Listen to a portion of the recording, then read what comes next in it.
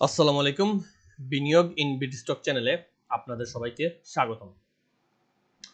আজকে আমি বাজারের বর্তমান অবস্থা এবং সামনে কি হতে পারে তা নিয়ে একটা আলোচনা করব। সো স্ক্রিনে আমার হোয়াটসঅ্যাপ নাম্বার আছে, যদি কোনো দরকার হয় বা পেইড মাসিক গ্রুপে যোগদান করতে চান তাহলে এখানে আমাকে একটা মেসেজ দিবেন। এটা কিন্তু হোয়াটসঅ্যাপ নাম্বার, অনেকে কল দেন, কল দিলে পাবেন না, ডাইরেক্ট মেসেজ দিন, মেসেজের মাধ্যমে যোগাযোগ করতে পারবেন। আচ্ছা ঠিক আছে, তো চলেন মার্কেট প্রথমে দেখি। প্রথমে আমরা দেখি একটু মার্কেটে আজকে কি হয়েছে। দেখেন মার্কেটে 492 কোটি টাকা টার্নওভার হয়েছে এবং 49 পয়েন্ট বা প্রায় 50 পয়েন্ট মাইনাস এবং 303টা কোম্পানি লাল। মানে কি পরিমাণ আজকে মার্কেট নামছে। মার্কেট উঠতেছিল কি হঠাৎ হয়ে গেল, এটা কি আপনারা কেউ ধরতে পারছেন, কেউ আন্দাজ করছেন কি হইতে পারে, কেন কি হয়েছে?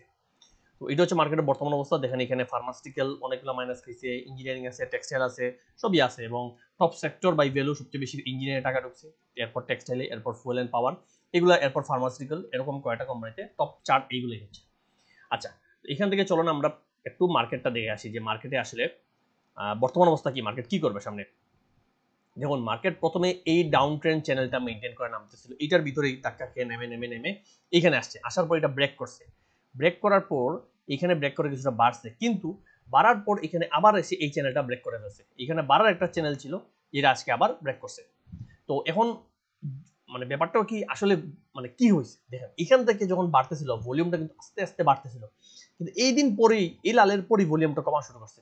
এবং বারবার আমি একটা কথা আমার আগের ভিডিওতে বলে গেছি, যখনই উপরে কয়েকটা পিনবার আসা শুরু করবে তখনই মার্কেট একটু সচেতন থাকবেন, তখনই কেনা অফ করবেন। দেখেন এখানে উপরে একটা পিনবার পাইছেন, এরপর আরেকটা পিন পাইছেন, এই একটা পিনবার পাইছেন। এইগুলো জায়গায় যখনই মার্কেট নামার আগে কয়টা পিনবার দেওয়া শুরু করে, উপরে কয়েকটা পিনবার আসা শুরু করে, এগুলো হচ্ছে বেসিক কমন সেন্স। তারপরে আজকে যে ক্যান্ডেলটা দিছে, আজকে দিছে এটা হচ্ছে বিয়ারিশ এনগালফিং ক্যান্ডেল। দেখেন এই ক্যান্ডেলটা পুরো এই ক্যান্ডেলকে খেয়ে ফেলছে, এর মানে মার্কেট আরেকটু নামবে এবং আরো ভালোই নামবে। এবং এটা কিন্তু আমার আগের ভিডিওতে আমি কোন একটা ভিডিওতে বলছি যে 100 পয়েন্টের মতো নামতে পারে, 4900 আশেপাশে যাইতে পারে। এক্সাক্ট আপনারা আমি এখন বলতেছি না, বাট 4900 আশেপাশে যাওয়া খুবই মানে পসিবল।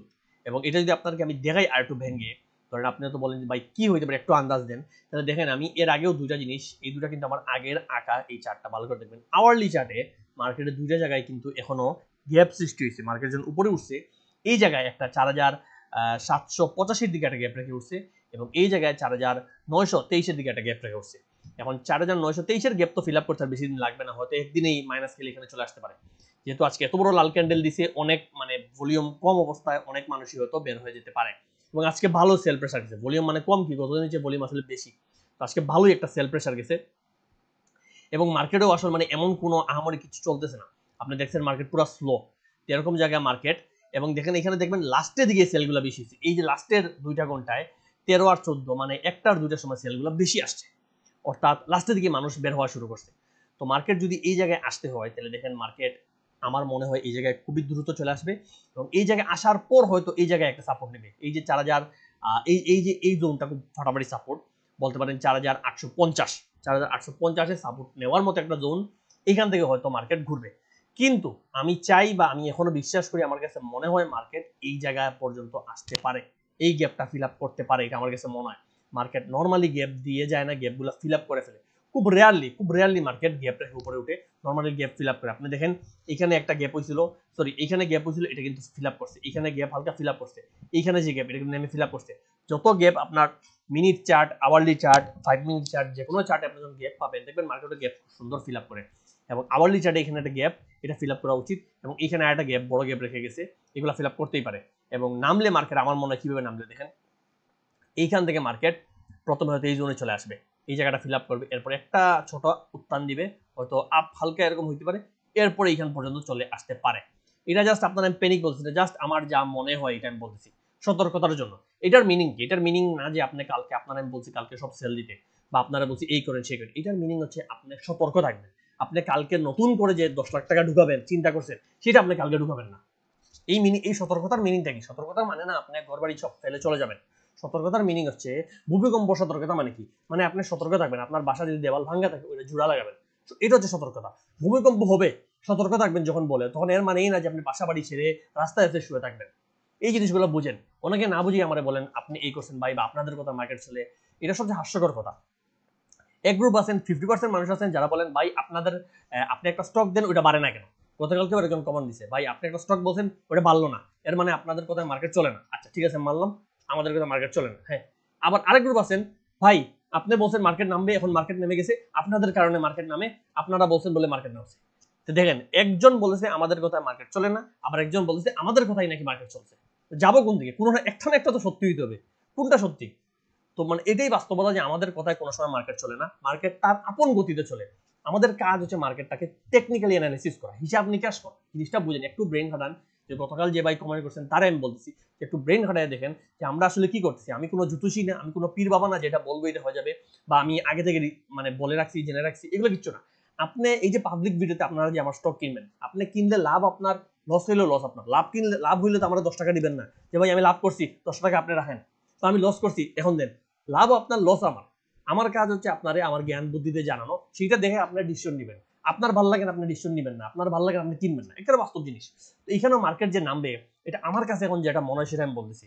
এইখানে হচ্ছে আপনারা সতর্ক করে দেয়, অর্থাৎ কালকে আপনি যখন কিনতে যাবেন, আপনি মার্কেট অবজার্ভ করবেন, আপনি দেখবেন মার্কেট কি ভালো হওয়ার চান্স আছে, তাইলে কিনবেন। আপনি হয়তো চিন্তা করছেন কালকে আমি এই স্টকটা গিয়ে কিনবো, এখন আপনি যখন আমার ভিডিও দেখার পর আপনি এই স্টকটা তখন কালকে কেনার ক্ষেত্রে সতর্ক হবেন।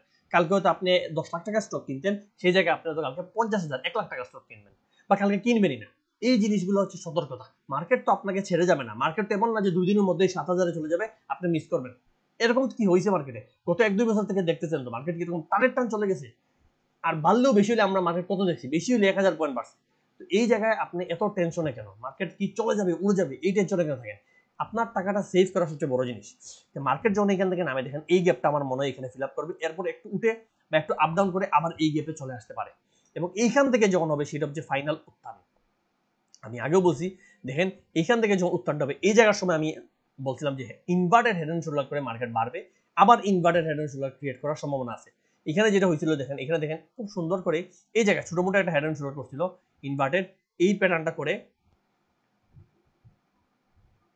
এই যে আমি জাস্ট হালকা এঁকে দেখাইলাম, এই প্যাটার্নটা করে মার্কেটটা বাড়ছিল, বাড়ার পর থামছে, থামার পর এখন কি হবে, সেম একটা জিনিসই কিন্তু হইতে পারে। এটা একটু খেয়াল রাখবেন, এগুলো আওয়ারলি চার্টে, মিনিট চার্টে কিন্তু head and shoulder pattern create করে।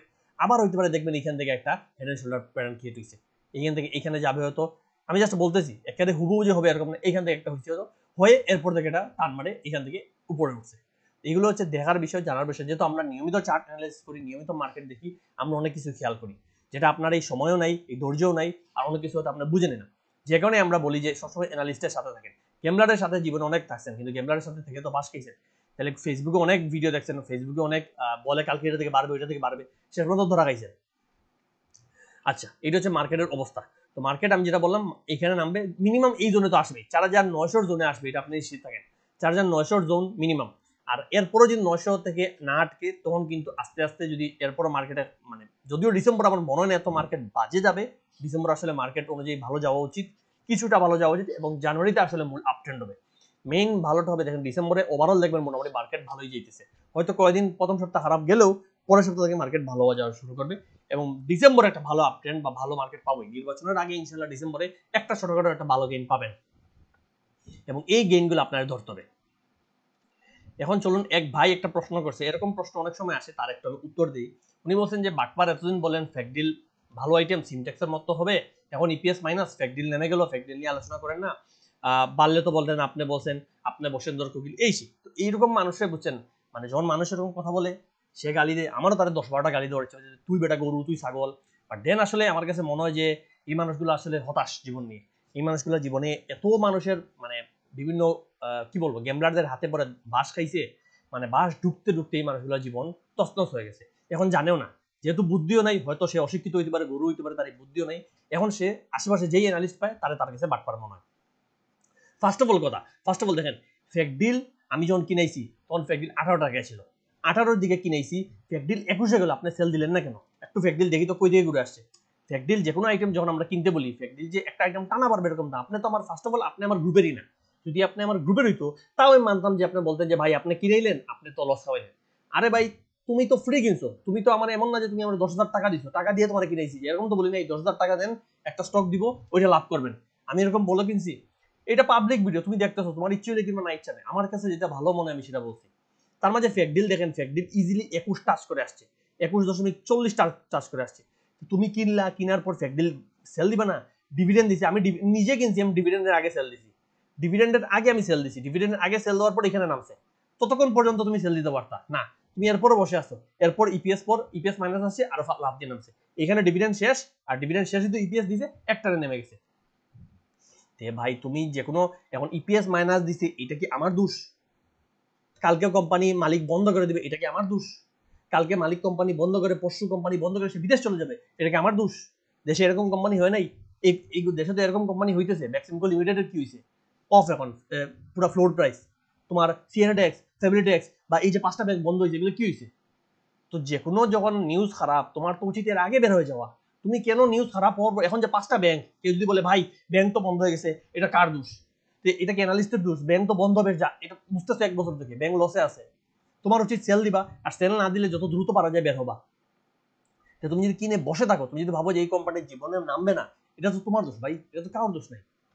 ফ্যাকডিল অনেক আগে বের হয়ে যাওয়ার কথা। আচ্ছা ঠিক আছে, আমি স্টক কিভাবে কিনাই দেখো, আমার গ্রুপে ফ্যাকডিল জন কিনাইছি, ফ্যাকডিলের ওই ফটোটা আমার কাছে নাই, নাবানা ফার্মার রিসেন্ট আমি দেখাই যে আমি রিসেন্টলি এই মাসে, এই যে 1/11 মাসের প্রথমে আমি স্টক দিই, প্রথমে অনেক ফাটাফাটি স্টক দিছি, এই মাসে আমরা স্টক যেগুলো দিছি মোটামুটি আলহামদুলিল্লাহ সবগুলো এখনো প্রফিটে। এই মাসের হয়তো 10টার মধ্যে 9টা স্টকে আমরা প্রফিটে, একটা স্টকই খালি একটু হয়তো লসে থাকতে পারি আমার যা মনে হয়, তাও এগুলো কিনা দামের পাশে, কিনা দামের পাশে কেউ সেল দিয়ে বেরোয়। যেমন নাবানা ফার্মা কিনেছি এখন হচ্ছে 52 টাকা, 55 টাচ করে আসছে। নাবানা ফার্মা দিছি বাই রেট দেখো 49-এ দিছি, 49। এখন 49 প্লাস মাইনাস মানে তুমি 49-এ কিনো, 50-এ কিনো অথবা 48-এ কিনো, আর কোনো ডিফারেন্স নাই। Stop loss 10-48। এখন যদি কালকে তুমি 49-এ নাবানা ফার্মা কিনছো, কালকে যদি নাবানা ফার্মা কোম্পানি বন্ধ হয়ে যায়, দুনিয়া ধ্বংস হয়ে যায়, তাও তো স্টপ নাবানা ফার্মা নামতে নামতে 40-এ যায়, 30-এ যায়, 20 টাকা যায়, তোমার তো 47-এ বেরো যাওয়ার কথা। তোমারও তো আমি আগে থেকে গাইডলাইন দিয়ে দিয়েছি ভাই 47 হচ্ছে আপনার টার্গেট, আপনি 47-এ বেরো যাবেন, আমার জিজ্ঞেসই করবেন না, 47-এ বেরো যাবেন। 47 চলে যাওয়া মানে ট্রেন্ডটা নষ্ট হয়ে গেছে।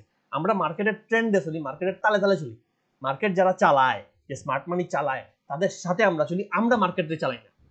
তো এখানে তো মানে আচ্ছা, এরপর টার্গেটও দেওয়া, টার্গেটও তোমার টার্গেটে রিচ করলে তুমি সেল দিবে বলে রাখা। আচ্ছা, আর টার্গেটও তো একদিনে যাবে না, টার্গেটে যাবে থেমে থেমে থেমে থেমে, উঠবে নামবে উঠবে নামবে, সেটাও আমি টাইমে টাইমে বলে দিব যে আজকে টার্গেটে, আজকে হয়তো 55 টাকায় গেছে, 55-তে সেল দেন, সেল দিয়ে বেরো যাওয়া।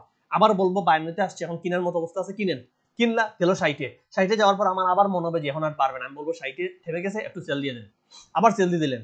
গ্রুপে তো আমি daily day to day message দিই, নিয়মিত মেসেজ দিই। এটা তো এইখানে দেখেন আজকেই মেসেজ দিচ্ছি, এগুলো সারাদিনে মেসেজ, এমন না যে আপনার স্টক দিয়ে মাসের প্রথমে স্টক দিয়ে আমি চলে গেছি। আজকে দেখেন সকালে এটা দিছি, টুডে ঠিক 11:16-তে দিছি যে মার্কেটে ভলিউম আশানুরূপ বাড়তেছে না, এমন অবস্থায় ইনভেস্ট না করে মার্কেট অবজার্ভ করো, আর কিনলে যেগুলো কম ওইগুলো দেখেন, নইলে কিনেন না। একটা সোজা সাপটা বলা, আজকে মার্কেট তো নামছে, সকালে যে কথা বলছি, সকালে তখন মার্কেট কই ছিল একটু খেয়াল করে দেখেন। সকালে আমরা যদি ডিএসসি দেখি, সকালে যখন আপনি যদি আওয়ারলি চার্ট দেখেন 11টার সময় মার্কেট, তখন আমার মনে হয় তখন পজিটিভ অথবা হালকা নেগেটিভে আসছে, দেখি তো। এই দেখেন এটা হচ্ছে 11টার সময়, 11টার সময় মার্কেট এই উপর থেকে নামতেছে, যখনই নামতেছে তখনই আমি জানাই দিছি। এটা হচ্ছে দেখেন এই নিচে দেখবেন, এখানে টাইম দেখেন যে 30 অক্টোবর, আজকে 30 অক্টোবর, 30 নভেম্বর 2025, 11টার সময়। ঠিক 11টার সময় যখন মার্কেট নামে, তখনই আমি এই ফটোতে দেখেন এখানে 11:16 সময় বলছি যে আজকে ঢুকেন না। সিমটেক্সও বলছি যে সিমটেক্স অফলোড হচ্ছে, সিমটেক্স থেকে সরে থাকেন। আচ্ছা, 12টার সময় বলছি কি, কোন স্টকে যদি প্রফিট থাকেন তাহলে প্রফিট নিতে পারেন, আর ক্যাশ থাকলে হোল্ড করেন, আজকে কিনেন না। সামনে ভালো কিছু স্টক ট্রেন্ডে উঠবে বলে মনে হচ্ছে, যখন বলবো তখন কিনবেন, এর আগে কিনবেন না। দেখেন আজকে মার্কেট লাল, যখন অনেকে কিনতেছে, মার্কেটের শেষ পর্যন্ত অনেকে কিনছে, কিন্তু আমি কিন্তু বলছি আজকে সেফ থাকেন। আবার বলা যায় আজকে লোপেডে এন্ট্রি, অনেকে বলছে ভাই আজকে লোপেডে এন্ট্রি নেই, লোপেডে এন্ট্রি নেওয়া শেষ, লোপেডে আমরাই আগে এন্ট্রি নিছি। আজকে তো লোপেড এন্ট্রি নেওয়ার কথা না, লোপেড আগের এন্ট্রি নেওয়া, লোপেড তো অলরেডি বেড়ে গেছে, আজকে লোপেড এন্ট্রি নিয়েন না। আমাদের এই দেখেন মনসপুল মাগরা দুইটাই আজকে বাড়ছে, তো লোপেডে নতুন করে এন্ট্রি নেওয়ার কিছু নাই। যেটা বাড়ছে সেটার পিছনে না ছুটে, যেটা কমছে সেটার পিছনে যাবেন। দেখেন মনসপুল দিছিলাম এই মাসের 1 তারিখ 99 টাকায় বাই, হ্যাঁ 99 বাই, তো 99 মনসপুল করছে কি একটু খেয়াল করেন, আপনি যদি দেখেন একটু খেয়াল করেন, এই কোম্পানিগুলা কিন্তু আপনি মানে আমি গ্রুপে যেরকম বলি, যদি একজন মানুষ একটু মনোযোগ দিয়ে খেয়াল করে, সে প্রতিবার লাভ করে, তার লসের কিছু নাই। মনসপুল দিছিলাম, এটা যদি আমি ডে চার্টে দেখাই,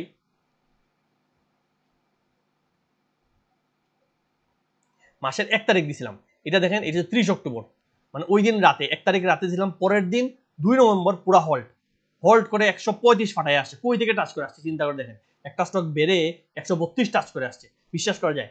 পরের দিন গেছে 134-এ, মানে পরের একদিনে 30% লাভ। এটা কিন্তু এখানে বলে রাখা, আমি 99-তে বাই করাইছি, 99-তে বলছি, আচ্ছা ধরলাম 99 কেউ করে নেই, 110-এ কিনছি, আমি নিজে 110-এ কিনছিলাম। প্রথম টার্গেট এখানে 114, এরপরে দুইটা টার্গেট 114 একটা 130 একটা। তো দেখেন প্রথমবার কিন্তু ঠিকই সে 130 টাচ করে আসছে, 130 এখানে দাম দেখেন, এখানে দেখেন দাম, সে 130 প্রথমবার ঠিকই টাচ করে আসছে। ওখানে আপনার একটা সেল দেওয়া উচিত ছিল, ঠিক না? সেল দিলেন। আবার আমি বলছি যখন আমার বলে দেওয়া 99 থেকে বাই করা, 99 থেকে বাই করে এবং মার্কেট তখন অনেক নামছে, তখন কয়েকজন জিজ্ঞেস করে আমি বলছি বাই করেন, আবার বাই করছেন, নেমে দেখেন জাস্ট একদিন গেছিল 90-তে, সঙ্গে আবার উঠে গেছে 100-তে। এখানে দেখেন আবার তো বাই করার কথা, আপনার তো অলরেডি বলে দেওয়া 99-তে বাই করা, আবার যদি বাই করেন দেখেন এখানে টার্গেট আবার দুইটা বলে রাখা, আগে থেকে দুইটা বলে রাখা যে 130 একটা টার্গেট, 114 একটা টার্গেট। সেকেন্ডবার যখন বাড়লো ঠিকই কিন্তু 114 টাচ করে আসছে। এগেইন দেখেন এখানে 114.15 বা 115 টাকা টাচ করে আসছে। মানে আমার কথাগুলো ভুল হইতেছে কোন জায়গায়, আপনি যদি খেয়ালে দেখেন আপনি ভুল করার কথা না। আর এখন যদি স্টকটা স্টপ লস হইতো, স্টপ লসতে বের হয়ে যাবেন। লসের তো আপনার তো এই স্টক এখন মনস্পুল যদি এখন 50 টাকায় চলে গেল, আপনি ধরে বসে থাকেন, তাহলে কেমন হবে? আপনার তো একটা হিসাব লিখে দেওয়া, প্রতিদিন গ্রুপে আলাপ করি, প্রতিদিন গ্রুপে বলে দিই এইটা মার্কেটের অবস্থা, এইটা কিনেন, এইটা সেল দেন, কোন স্টক কোন সময় বাই করবেন, প্রতিটা স্টকের স্টপ লস কত হবে, টার্গেট কত, এভরিথিং ডিটেইলসে বলে দেওয়া। নতুন কিছু দেখে না বোঝার কিছু নাই ভাই। আর তাও যদি ভাই তোমারে আমি কানে ধরে গলায় ছুরি ধরে স্টক কিনেতাম, তাও তুমি আমার দোষ দিতে পারতা। তোমার তো এরকম করতেছি না।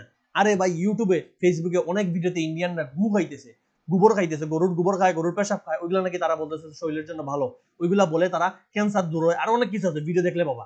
তো তুমি যদি ওইটা দেখার পর, ওই ভিডিও দেখার পর গিয়ে গু খাও, খেয়ে এসে বলো ভাই আপনারা তো বাটপারি করছেন, এরকম করছেন, আমরা তো আসলে খাইছি কিন্তু শরীরে কোনো কাজ করে নাই, তো ইডিয়ট তুমি না আমি। তোমারে যে চকলেট দেখাইলো ওইদিকে দৌড় দিলা, তুমি কোনো ব্রেন হারাইল না, দুষ্টা কার? তুমি যদি বাসে উঠলা, তোমার পাশের সিটের একজন এসে বললো ভাই এই নেন বিস্কুট, খুব মজার বিস্কুট, আপনি খেয়ে ফেলেন, এটা খুব ভালো হবে, তুমি বিস্কুট খাইয়া তুমি বেউস হওয়ার পর কি হলো, তোমার সব মানি ব্যাগ মোবাইল নিয়ে চলে গেল, যাত্রী তোমার পাশের জন নিয়ে বের হয়ে গেছে, ভাইগা গেছে। এরপর তুমি ঘুম থেকে উঠলা, 1 ঘন্টা পুরোটা দিলা, তোমার তো কিছু নাই। বাসায় আসলে তুমি তোমার বাপরে বললা বাবা আব্বাজান আমি তো এরকম পাশের সিটের যাত্রী, আমার বিস্কুট খাওয়াইছে, খাই খুব মজা লাগছে, কিন্তু আমি বেউস, আমার সব লুটে চলে গেছে।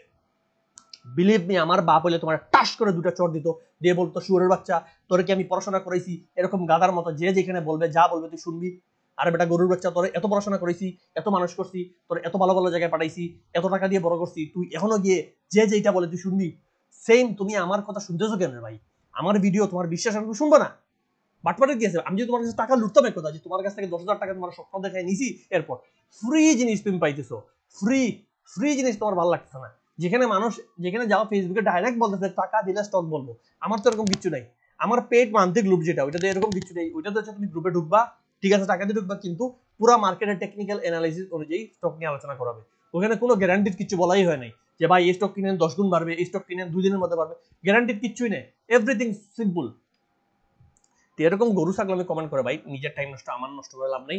আসলে আমি নেগেটিভ মানুষ রাখি না, যেখানে এরকম গরু ছাগল মানুষ আমি রিমুভও করে দিই। দেখো দেখো মানে চিন্তা করে দেখো, তুমি, আমি তোমার দেখাই, সেটিংসে যাই, আমি জাস্ট সিম্পল জিনিস দেখাই যে ইউটিউব কেমনে কি করে, কমিউনিটি মডারেশনে যাই, এই তো ইউজার ম্যানেজমেন্ট, এখানে গেলে এই দেখো কতগুলো ছাগলের বাচ্চা ব্যান, অলরেডি ব্যান।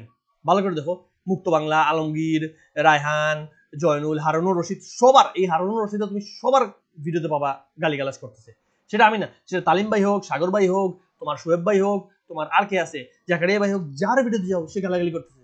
মানে তার কোনো ফায়দা কাজ নেই। ফ্যামিলি উলফাদের সব জায়গায় পাবা, আলতাফ হোসেন, এই যে তো লুতুর রহমান, সব এদের সব সময় পাবা, রাজীবুর রহমান, সবাই ব্যান দেওয়া, এমএইচ কবির সব ব্যান দেওয়া আমার কমেন্ট, মানে ভিডিওতে দরকার নেই এদের কমেন্ট। কিন্তু তুমি বলো ভাই এরা কিন্তু আমার ভিডিও ঠিকই দেখতেছে, ঠিকই আমার ভিউ বাড়তেছে, আমার তো লস নাই, কিন্তু এদের যে গালিগালাজ ওই কমেন্ট এখানে আর থাকবে না।